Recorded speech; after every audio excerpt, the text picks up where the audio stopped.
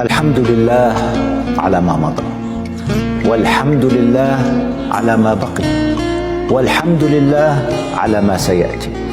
الحمد لله على كل طعنة وخذلان وتجربة علمتنا وفتحت عيوننا. الحمد لله على كل جرح وألم ومعاناة. السلام عليكم ورحمة الله تعالى وبركاته. يومكم معطر بالصلاة على النبي المصطفى محمد عليه أفضل الصلاة وأزكى التسليم. بداية حبيت أرحب بكامل المشتركين والمشتركات جدد اللي انضموا للقناة، ونقول لكم القناة قناتكم، وأنا لهنا دائما نتمنى أن يكون عند حسن ظنكم. مشتركين ومشتركات القدم، نقول لكم أنتم هم الأساس اللي بكم تبنت القناة، وإن شاء الله درجة درجة رانا راح نوصلوا للرياضة بإذن الله تعالى. اليوم بإذن الله جيتكم بأفكار وتدابير أخرى خاصة بتحضيرات شهر رمضان المبارك.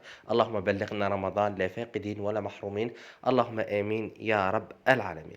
بداية عندي لهنيا مركز الطماطم. بالنسبة لمركز الطماطم لهنيا حكمت كيلو تاع طماطم، لهنيا غسلته مليح، بعد ذلك راني راح نحيلو هذيك القاعدة العلوية والقاعدة السفلى، بعد ذلك نحكم قدرة تاعي ولا كسرونة اللي تكون شوية ثقيلة.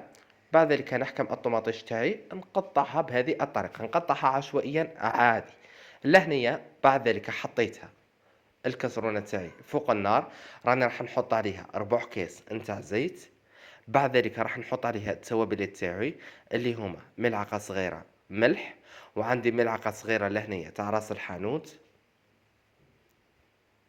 هذا مركز الطماطم بإمكاننا الاعتماد عليه في مختلف الوصفات، كما مثلا عندنا الشوربة، الحريرة، عندنا لهنيا المثوم، مختلف الوصفات، شطيط اللحم، شطيط دجاج. عندي لهنيا تقريبا واحد الربع فصوصة تاع ثوم كنت سرحيتهم، حتى بإمكاننا الاعتماد على هذه لاصوص في الميني بيتزا ولا في البيتزا، يعني في الصلصة. وعندي لهنيا ملعقة أكل نتاع طماطم مصبرة. نقلي كامل هذوما المكونات تاوعي مليح. إذا عندي كيلو طماطيش قطعته عشوائيا، عندي ربع كاس زيت، 4 فصوص ثوم مرحيين، ملعقة أكل طماطم مصبرة، ملعقة صغيرة ملح، وملعقة صغيرة نتاع راس الحانوت. نخليهم يتقلاو كامل مليح. بعد ذلك راني راح نمرق بكاس تاع ما. بعد ما طيب لي الطماطيش تاعي لهنيا نميكسيها بالبراميكسور. بعد ذلك نحكم هذوما القوالب تاع السيليكون، كما نتوما بامكانكم الاعتماد على لي كوبلي ولا الاعتماد على علبه تكون كبيره.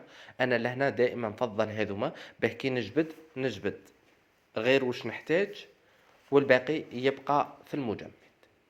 لهنا نعمر كامل القوالب تاع المولد تاعي بهذه الطريقه.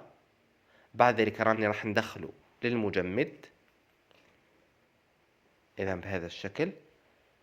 لهنايا كي يجمد لي مركز الطماطم اللي عندي، نحطه في علبة بلاستيكية بهذا الشكل، كما راكم تشوفوا ما يديكمش كامل البلاصة.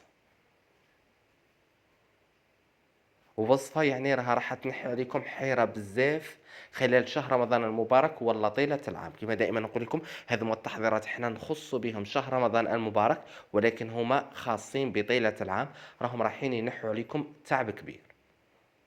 توقفوا نهار وترتاحوا شهر كامل. إذا بهذه الطريقة ونحتفظ بها في المجمد. شوفوا معايا مركز الطماطم اللي تحصلنا عليه. نمر للتدبيرة الثانية. هذا الحميص ولا فلفل حار ولا كامل ولا الدرسة، كل واحد يعني وش يسميها. اللهنية هذه اللي تجي تتباع في أكياس بهذه الطريقة، حتى هي باه نحتفظ بها أطول مدة ممكنة. نحكم الكيس تاعي نفتحه ونحكم هذوما البلارات كنت شريتهم من عند اللي يبيع لوازم التغليف والحلويات. الثمن تاعهم هذه الصغيرة اللي ترفد 250 غرام ثمن تاعها 4500، واللي تكون كبيرة عليها الثمن تاعها 5500. الكبيرة عليها ترفد رطل. نهبط كامل الحميص تاعي بهذه الطريقة، وبعد ذلك راني رايح نغطيه بشوية نتاع زيت.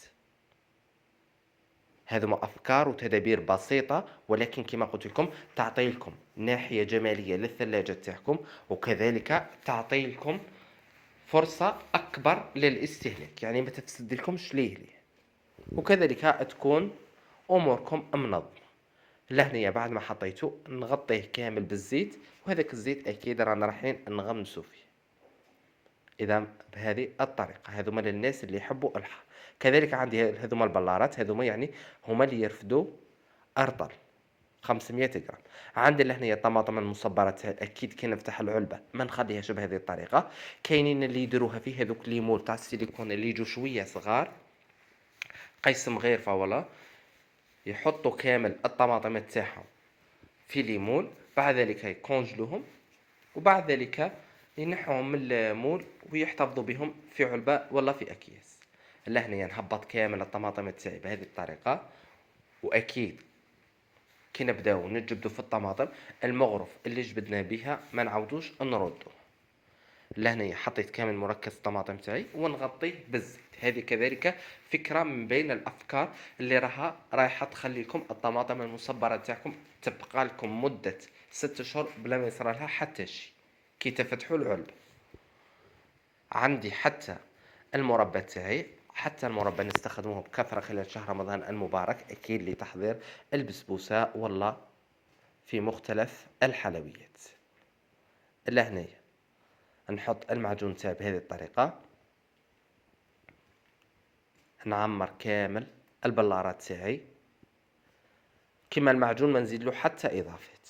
هذا ما فقط كما قلت لكم افكار بسيطه لكيفيه الترتيب والتنظيم. عندي لهنيه الزيتون الاخضر تاعي باه نتخلص له من هذيك الملوحه اللي تكون فيه، وحتى هو باه يقعد على حاله، لانه الزيتون الاخضر حنا كي نشروه يعني خاصه اللي يشروا الميزان، مانيش نهضر على اللي يشروا كونتيتي كبيره مثلا في البيدون ولا غير ذلك، كما اللي يشروا بالميزان. لهنايا الزيتون كنا نخلوه في الكيس راهو رايح اللون تاعو يولي اسود. لهنايا نحط الزيتون تاعي نبدلو الماء عدة مرات، نشلو 3 خطرات ولا 4. بعد ذلك نحطه في علبة بلاستيكية، نضيف له كمية من الماء ونضيف له شريحة تاع ليمون، راني راح نتخلص من كامل هذيك الملوحية اللي تكون موجودة فيه. لهنيا بالنسبة للزيتون كاسي ولا الزيتون المتبل، حتى هو نحطه في علبة بلاستيكية بهذه الطريقة، وبعد ذلك رانا راح نزيد له كمية من الزيت. هذا الزيتون كاسي نتعامل معاه كما هو كما الزيتون الأسود. الزيتون الأسود لهنا ما عنديش، ولكن نتعامل معاه بنفس الطريقة. نشلل الزيتون الأسود تاعي عدة مرات، بعد ذلك نقطره ونصفيه ونحطه في علبة ونضيف عليه الزيت بهذه الطريقة. وعدي آخر تدبيرة جبتها لكم لنهار اليوم، المايز. كيفاه نحتفظوا بالمايز اللي نزينوا به السلطات، أو حتى نقدروا نزينوا به لميني بيتزا والمملحات.